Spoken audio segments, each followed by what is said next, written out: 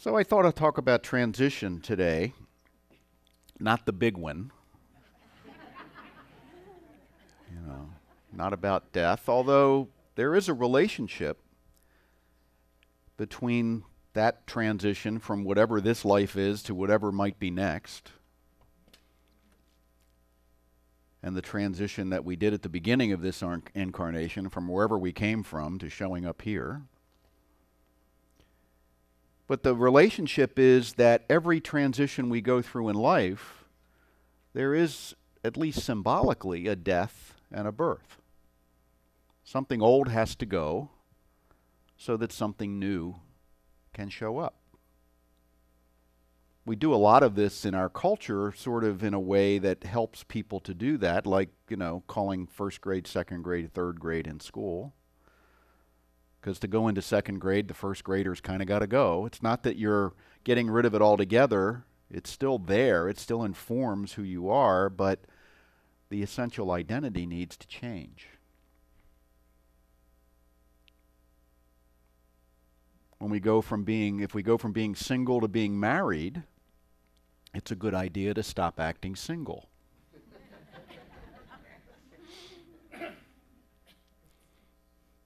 Because that makes it difficult to fully act married. Someone once told me, well, I'm married, but I like to date. I said, I really don't think that works. But let me know. Keep me, I think he disappeared. But transitions also are the kind where we go from one job to another, one place to another, one way of being to another, and they're kind of happening all the time. Some of them are more major or more impactful than others, but, we transition from the work week to the weekend, maybe. We transition from being at work to being on vacation, or from being on vacation to coming back to the real world. So we're doing this all the time. As many of you know, I think most of you know, or all of you know, that Dorianne and I are making a transition away from this way of being that includes a lot of different elements, personal and professional, and moving on to something else. We're doing it voluntarily rather than being shoved into it. I find transitions are easier when they're your idea. But not always better. I look back on my law enforcement career and I notice, I moved around a lot for various reasons. And I note that almost every time I was transferred involuntarily, I ended up in a better place. So there's that too. Sometimes being pushed into it is okay. We get pushed into it because we haven't been listening. We haven't been paying attention to the inner signals that it's time to move on. Sometimes we stay too long somewhere, or anyone ever stay too long in a relationship? Yeah.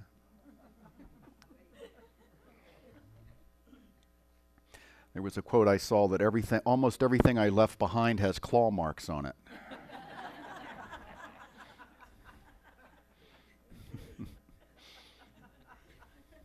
Including a few people, right?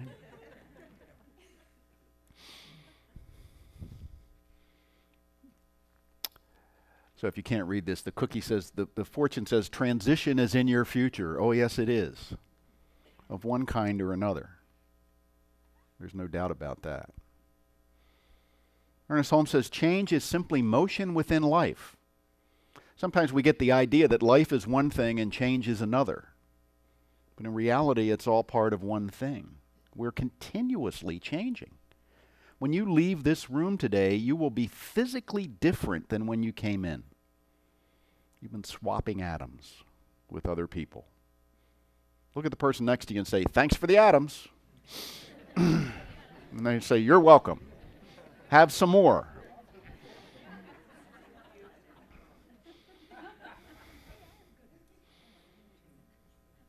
And other stuff too we won't get into. But it's change. We talk about learning. Learning is what? It's changing. When I learn something, I'm different. So change is not just an element of life, it's probably the most essential and common and front and center element of life. We're always changing. It's hard to preserve anything in its original state. You know, you buy a house and what happens? It starts falling down immediately as gravity tries to pull it to the ground. Happens with us too, right?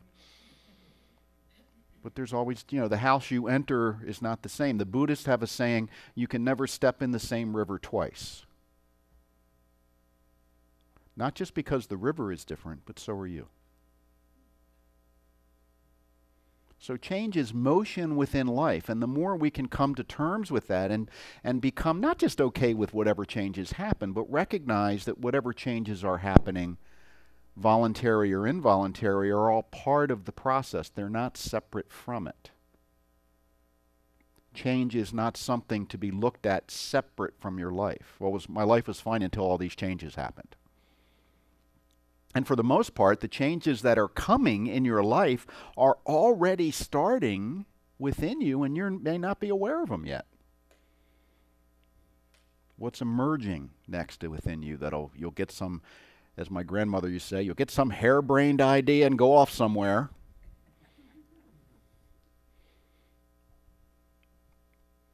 Yeah, I like harebrained ideas.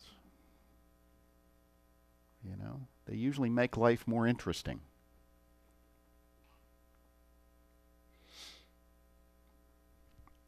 New life and old life. There's always an old life, which is, you know, we have many, you know, you don't need to be reincarnated to have past lives. I have at least 15 or 20 past lives in my 63 years. Some of them overlapped.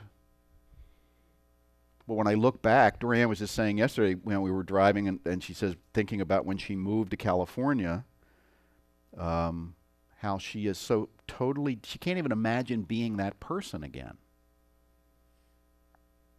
And I could say the same thing. And I hope you can say the same thing.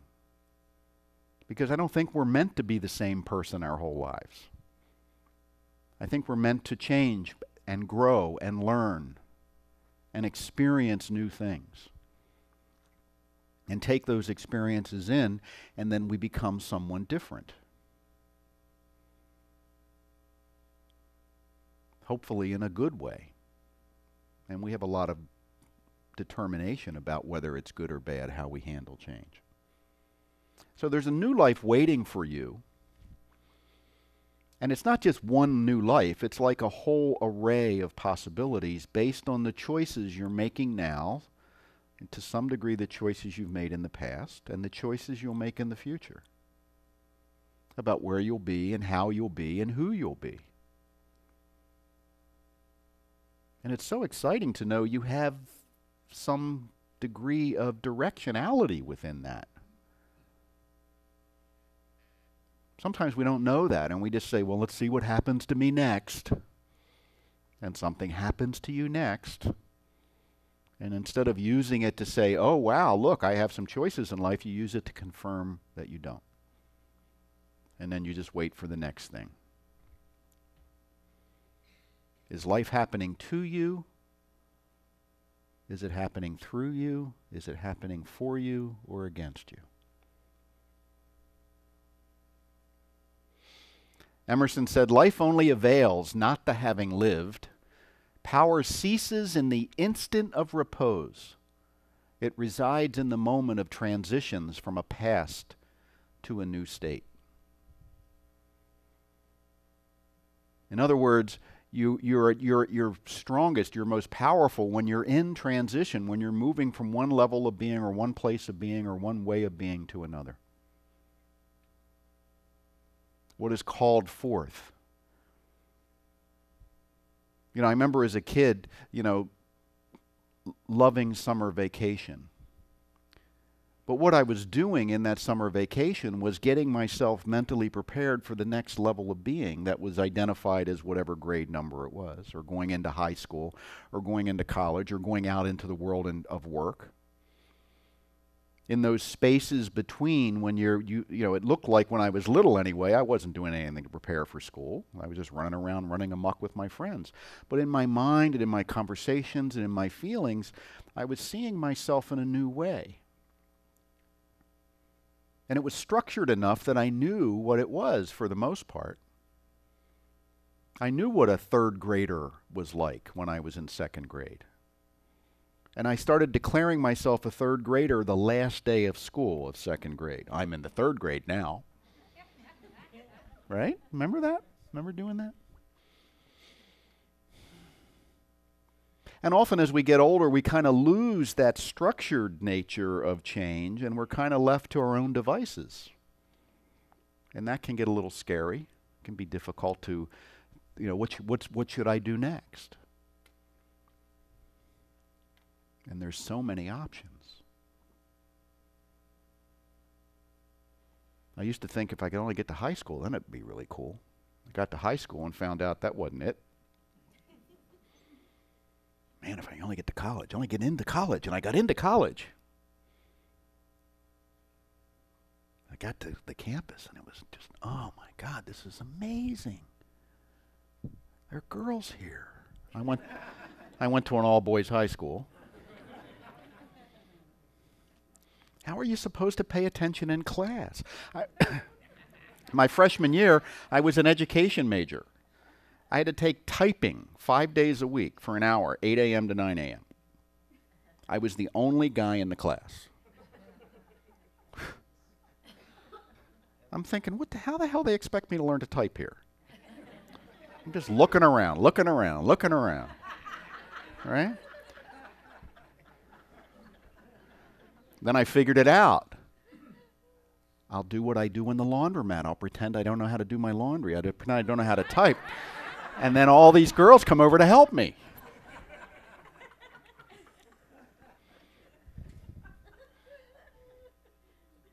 And such is life, right? No, not really. I'm still a three-finger typist. And then that major went away for various reasons, and I went into another one. I thought, okay, wow, if I can only figure out how to do this, I can find somebody that knows how to do this or knows how to do that, and then get a job and figure out how to do that. And I got a job. I'm thinking, boy, if I could only make, like, my first job, I made $1.51 an hour as a cop. You didn't get time and a half till you hit 60 hours a week. I got time and a half every week. I loved it. Couldn't get enough. If my day off, I just go down the station, see if there's anyone to arrest.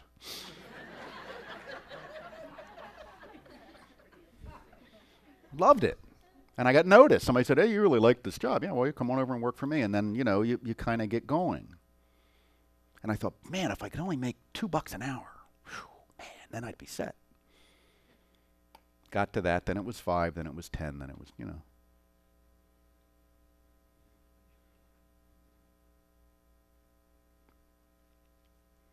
So we're often looking ahead for what can be next, because what we've got now it's okay, but it's not, you know, really not enough.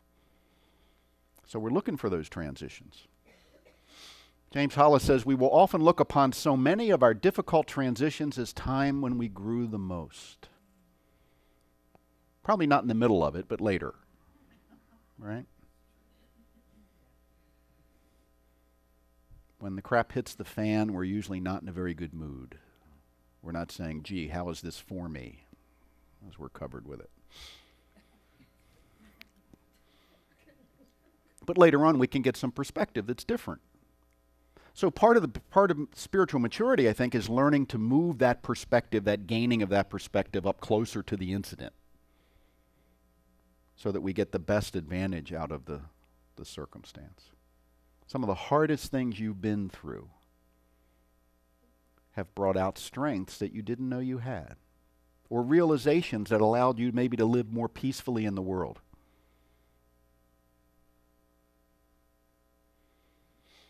Transitions also call us from the small to the big.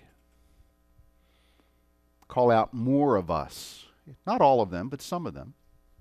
Some of them are calling us to be more of who we are in order to fill a larger role. That happens every time you graduate to another grade. It happens every time you maybe get a promotion at work. More is called forth from you in terms of some skill sets. As you come into a teaching like this, you learn that maybe there's more being called forth from you because where you thought your power was, which was out here, now you know it's inside. And that's a huge shift in awareness. One that can take a long time to really grasp.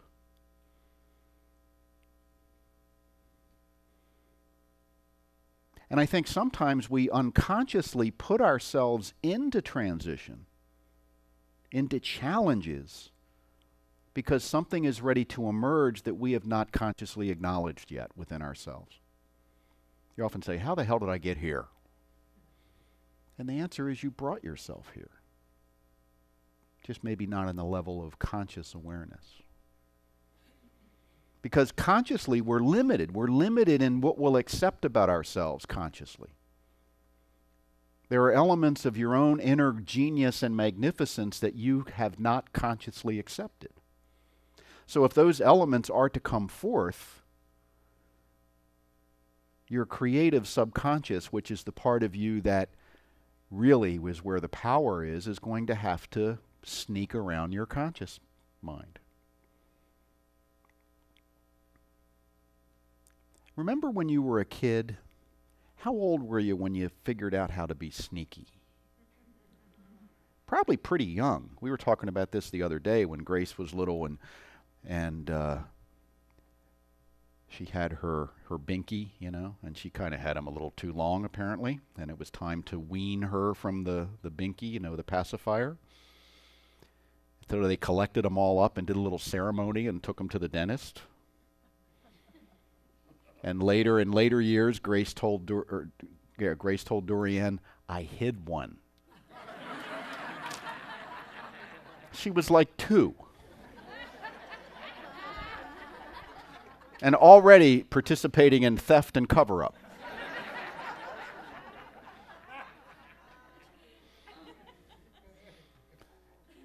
That quality is part of us. It's part of our instinctual way of being, to be creative in how we interact with the world. And the beauty, see, that's the fool in the archetype. That's the archetype of the fool that doesn't care about authority, that speaks truth to power, but also gets around unreasonable rules and lets your inner genius express more clearly in a place that may not be totally welcoming of it, even when you don't think it's welcome. So that's part of the transition process too. There are forces within you that are working in your favor that you may not be aware of. Therefore, you have more anxiety around the issue of transition or a change in your life than might be warranted. So we have to learn to trust, have faith in that which we cannot see. You don't need to have faith in that which you can see, by the way. Vernon Howard said, it's a mistake for anyone to think he has lived too long in his old unsatisfactory ways to make the great change. If you switch on the light in a dark room, it makes no difference how long it was dark, because the light will still shine. Be teachable. That's the whole secret. See, some of us have a tendency to say, well, you know, I'm in the twilight of my years. I've been doing this a long time. I know what's possible for me.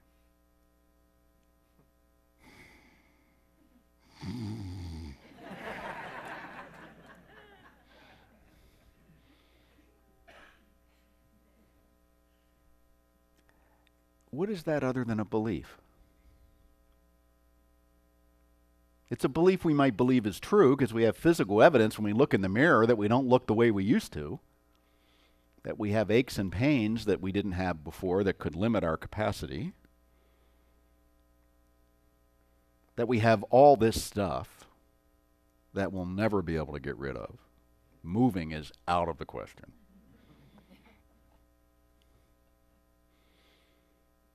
What's holding you back from living the life of your dreams right now? And maybe you are living a life of your dreams. Maybe you're very happy and content with where you are. So I'm not saying everybody has to be dissatisfied. But my sense is that many of us are dissatisfied because we don't question our capacity to change. We don't give ourselves the credit that if we're feeling like we're in a rut, you know, when the wagon wheels would make the rut in the road and the next wagon come along and fall right into that rut. Many of us, that's our lives. That's where we are. Maybe not all the time, but much of the time. And I can tell you this, your soul is not content with that. And that discontent may show up in a lot of ways. It may show up as a certain level of self-loathing. It may show up as a need to make everybody else wrong for doing things their way they're doing them. It may show up as a constant need to be ill or be infirm or not be able to get around, because that way you feel, well, I'd love to get out of this rut, but I got this bad leg. Or I've got whatever. Brew Joy was a physician that discovered metaphysics, and one of the things he said in a book that he wrote was, illness is teacher. What is your illness or infirmity trying to teach you? Sometimes we're so busy trying to get rid of it that we don't even think about that element. What is my dissatisfaction trying to teach me? What is my lack of money or resources trying to teach me?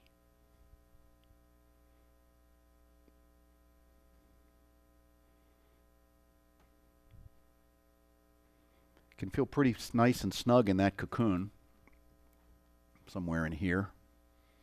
Feels good. It used to be this, now you're just kind of goo. And then something starts to form, something new, and it doesn't feel comfortable.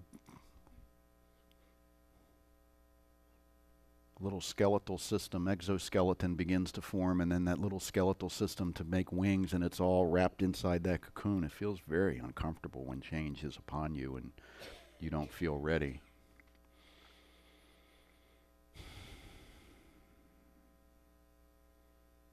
Our whole system is changing. What it means to have a job is changing. What it means to be human is changing at a pace that we have never experienced before.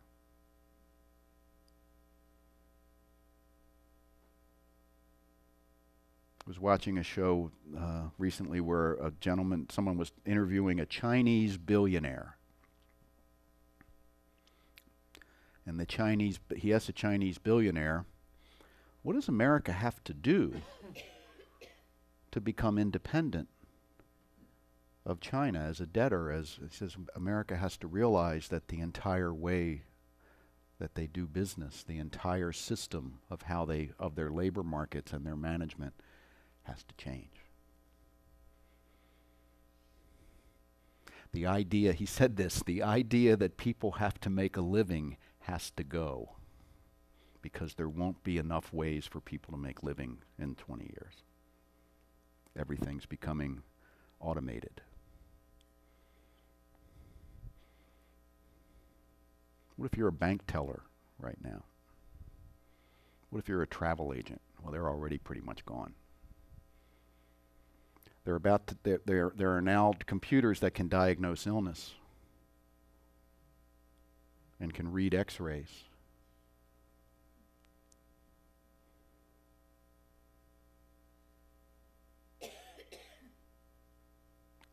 My point here is that change isn't really going to be much of an option as we go forward.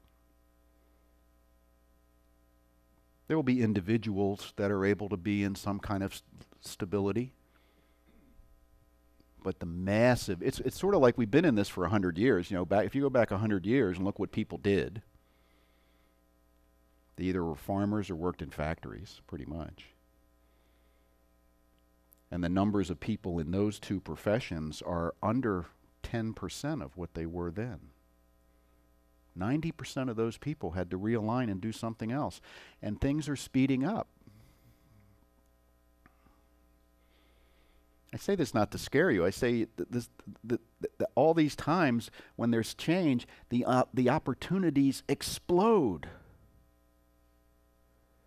In 2009, at the height of the recession that we are now emerging from, there were more millionaires created in the United States than any other year in American history, because people saw opportunities because of the drastic changes that were happening. The greater the system upheaval, the more opportunity exists, but only for those who are willing to step into something new. If I insist on it being the way it was, I'm going to be left behind. And maybe that means I can get a little room and live on Social Security. There'll be a lot of people trying to do that,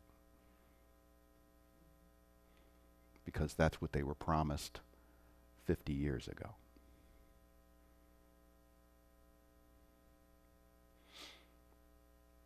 Anne Lindbergh said, "There is no sin punished more implacably by nature than the sin of resistance to change."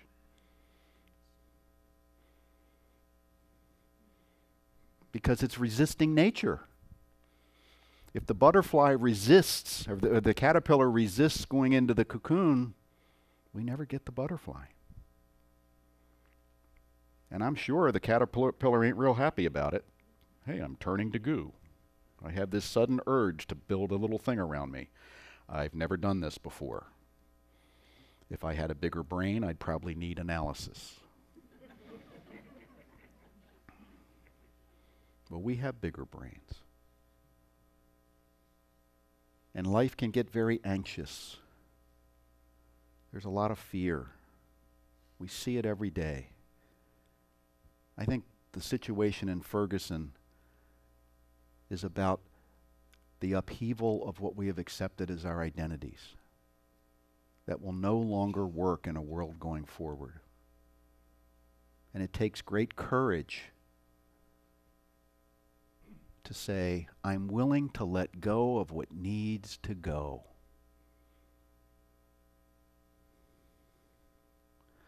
Dr. Roger Teal is the senior minister at Mile High Church, which is our largest Center for Spiritual Living. They have about 16,000 members.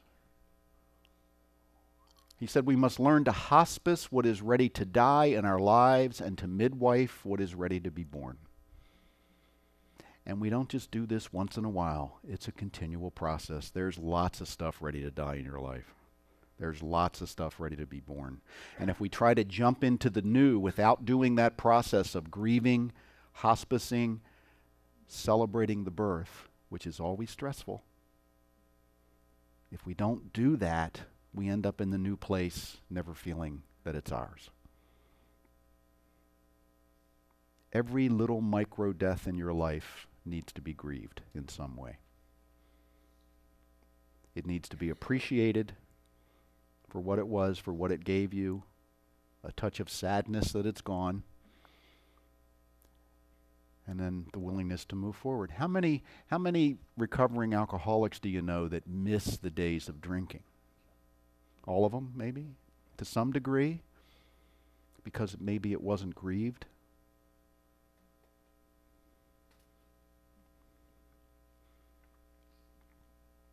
So transitions call so much out of us. They demand so much of us. And we are in a world now, in a culture now, where transitions are speeding up and increasing in number. Every time you get a new phone. Think about it. It's a learning curve, right? You got to, I really missed that old iPhone 5 because this 6 is really driving me nuts, right? Every time you get a car. Now, it's like getting a phone.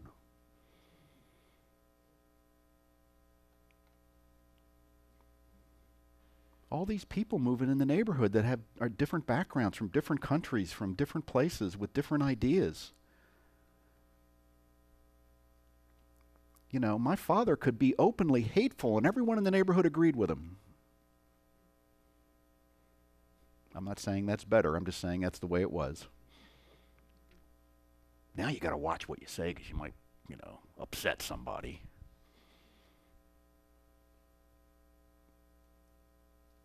Maybe that's a sign you need to look at what you're believing. Maybe that's a sign you're going through a transition. Maybe that's a sign that we have some things to heal in our culture at the micro level and the macro level. That our discomfort points the way out of limited potential toward greater potential. That's the role of discomfort, by the way, to point you out of limited potential into greater potential. If you're not uncomfortable, you're not growing. What did Mandela say? If your palms aren't sweating, you're not playing in a big enough arena. Another quote I love, if you're the smartest person in the room, you're in the wrong room. As Joseph Campbell said, if you've climbed the ladder of success to the top and you find out the ladder is against the wrong wall, you have to have the courage to climb back down and move the ladder and go up the right wall, whatever the cost to that.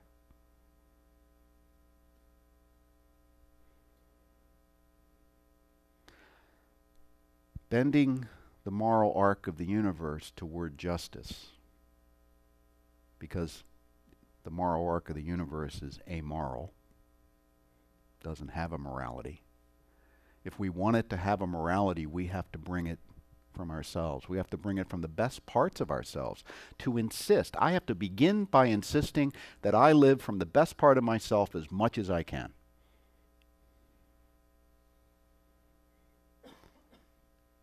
And if I'm upset with you, that's probably because I'm not doing that.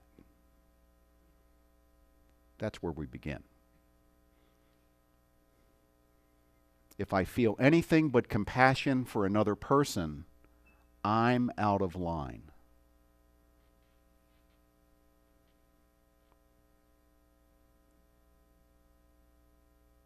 What if that were automatic within me? God, I'd be like a saint. The saints were always a pain in the ass to the bishop. That's why you couldn't be a saint till you'd been dead long enough. It's true. It's true. Because nobody in authority liked having a saint in the parish. They used to say in the Middle Ages, woe be to the bishop that has a saint in their parish. Because the saint would question everything. Would say, why are you doing that just to make people feel comfortable? Why aren't you speaking the truth? Calling for justice. And the bishop was saying, well, we've got to kind of cover this over because it looks bad. And the saints saying, oh no, that's why so many of the saints became martyrs.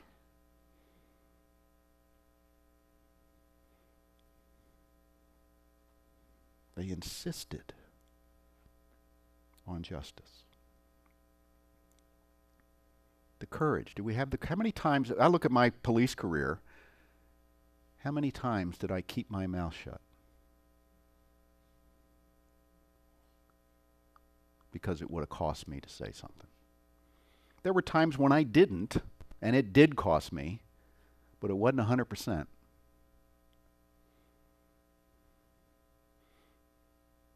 I caused officers to be fired for brutality. And that cost me a lot. That cost me backups plenty. But it's okay, because I didn't want those people backing me up anyway. They tended to make things worse when they got there. I had a fellow come up to me one time and said, you're working too hard. I said, what? I like my job. He said, you're making the rest of us look bad. I said, well, that's not hard.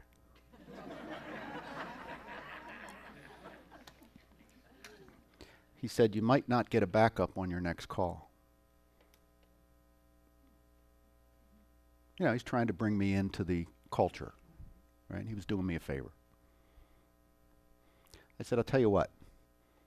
I'm requesting that you never back me up on anything. I don't care if I'm being beaten to death by the Symbionese Liberation Army, which dates this conversation quite a bit. I don't want you to come, because every time you show up on one of my calls, it gets worse, which is true. And he just looked, oh, he was shocked.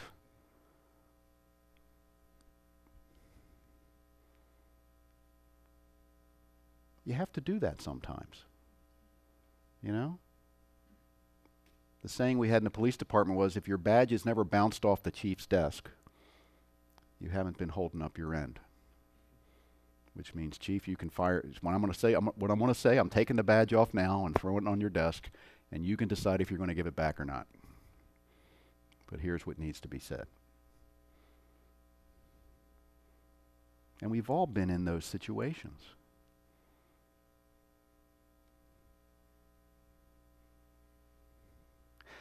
Here's where this teaching helps you in those situations, and I'll close with this. It lets you know that your power is inside, and that nothing and no one in the outer world can control your destiny. It gives you courage.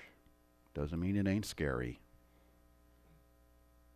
but it gives you the courage to stand in your truth. And if we're not standing in our truth, what's the point?